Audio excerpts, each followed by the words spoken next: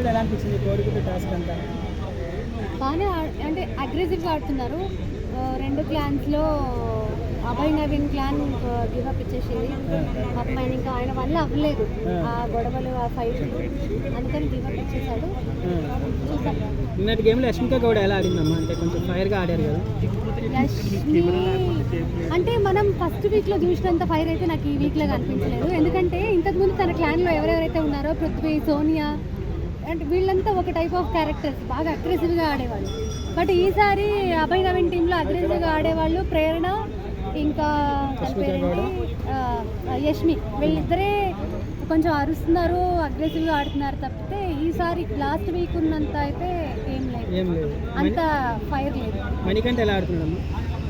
మణికంఠనా పాపం చాలా ట్రై చేస్తున్నాడు, కానీ ఆయన పర్సనాలిటీ వల్ల ఎక్కువ ఆడలేకపోతున్నాడు. అమ్మాయిలకు బాగా ముద్దులు పెడుతుండు కదా. అది ఆయన పర్సనల్ ఒపీనియన్, నేనేం చేస్తాను. ప్రేరణ ఎలా ఆడుతుందమ్మా? ప్రేరణనా ఓకే అగ్రెసివ్గా ఆడుతుంది, కానీ తన నోటికి ఎంత మాట వస్తే అంత మాట అవతల వాళ్ళ మీద కొన్ని స్టేట్మెంట్స్ వదిలేస్తున్నారు. విష్ణుప్రియ ఎలా ఆడుతుంది? విష్ణుప్రియ గుడ్, బాగా ఆడుతుంది. ఉంటారా టాప్ 5 లో? టాప్ 5 లో నిన్న కొంచెం కన్నింగ్ గేమ్ ఆడారు కదా. కావాలండి